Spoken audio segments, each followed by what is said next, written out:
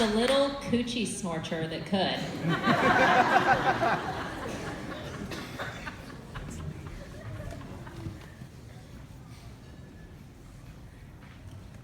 Memory, December 1965, 5 years old.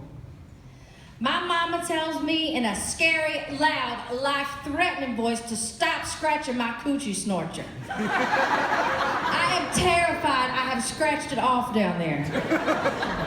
I do not touch myself again, even in the bath. I am afraid of the water getting up in there and filling me up so I explode. I put Band-Aids over my coochie to cover the hole.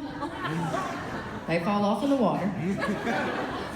I imagine a stopper, a bathtub plug up there to prevent things from entering me. I sleep with 3 pairs of happy heart pattern cotton underpants underneath my snap-up pajamas. I still want to touch myself sometimes, but I don't. Memory, 7 years old. Edgar Montaigne, who is 10, gets angry at me and punches me with all his might between my legs. It feels like he breaks my entire self. I limp home, I can't pee. My mama asks, "What's wrong with your Coochie Snorcher, girl?" And I said, "Edgar punched it." She yells at me and she says, "To never let anyone touch me down there again." And I said, "He didn't touch it, Mama, he punched it." Memory, 9 years old.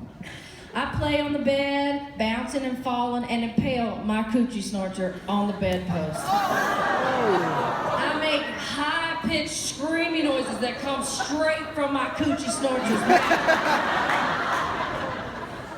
I get taken to the hospital and they sew it up down there from where it's been torn apart.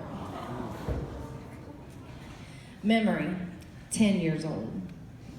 I'm at my father's house and he's having a party upstairs. Everyone's drinking. I'm playing alone in the basement and I'm trying on my new cotton white bra and panties that my father's girlfriend gave me. And suddenly my father's best friend, this big man Alfred, he comes up from behind, pulls my new underpants down and sticks his big, hard penis right into my Coochie Snorcher. I scream, I kick, I try to fight him off, but he already gets in. My father's there then, and he has a gun, and there is a loud, horrible noise, and there's blood all over Alfred and me. Lots of blood. I'm sure my Coochie Snorcher is finally falling out. Alfred is paralyzed for life, and my mama doesn't let me see my father again for 7 years. Memory, 13 years old. My Coochie Snorcher is a very bad place, a place of pain, nastiness, punching, invasion, and blood. It's a site for mishaps. It is a bad look zone. I imagine a freeway between my legs, and girl, I am traveling. I am going far away from here. Memory, 16 years old. There's this gorgeous 24-year-old woman in our neighborhood, and I stare at her all the time. One day, she invites me into her car. She asks me if I like to kiss boys, and I tell her, no, I do not like to do that. Then she says she wants to show me something, and she leans over and kisses me so softly on the lips with her lips, and then she puts her tongue in my mouth. Wow. She asked me if I want to come over to her house, and then she kisses me again and tells me to relax, to feel it, to let our tongues feel it. She asked my mom if I could spend the night, and my mother's so delighted that such a beautiful, successful woman has taken an interest in me. I'm scared, but I can't wait. Her apartment's fantastic. She's got it hooked up. It's the 70s, the beads, the fluffy pillows, the mood lights.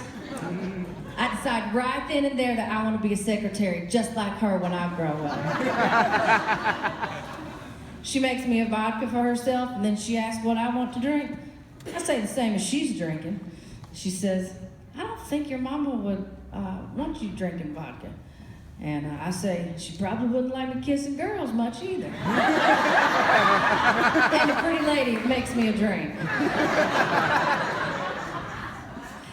Then she changes into this chocolate satin teddy. She's so beautiful. I always thought bull daggers were ugly before. I say, you look great. She says, so do you.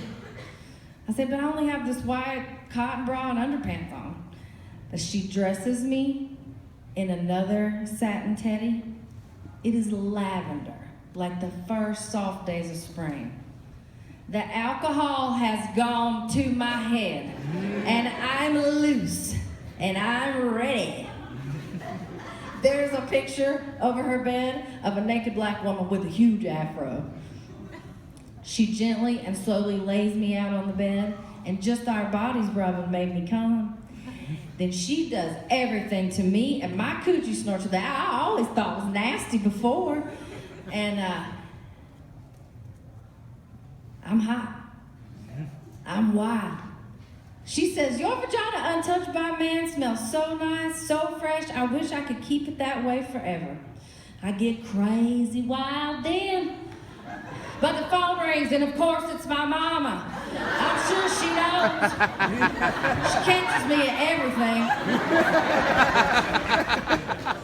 I'm breathing so heavy, I try to act normal when I get on the phone. She says, gets on there and she says, what's wrong with you, girl? You been running?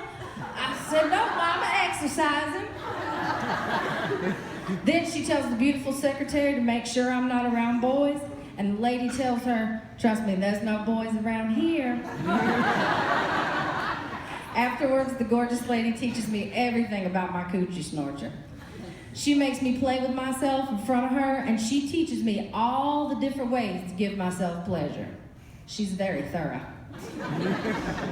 She tells me to always know how to give myself pleasure so I'll never need to rely on a man.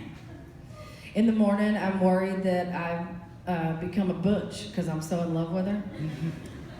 She laughs, but I never see her again. I realized later that she was my surprising, unexpected, and politically incorrect salvation. She transformed my sorry-ass Coochie Snorcher and raised it up into a kind of heaven.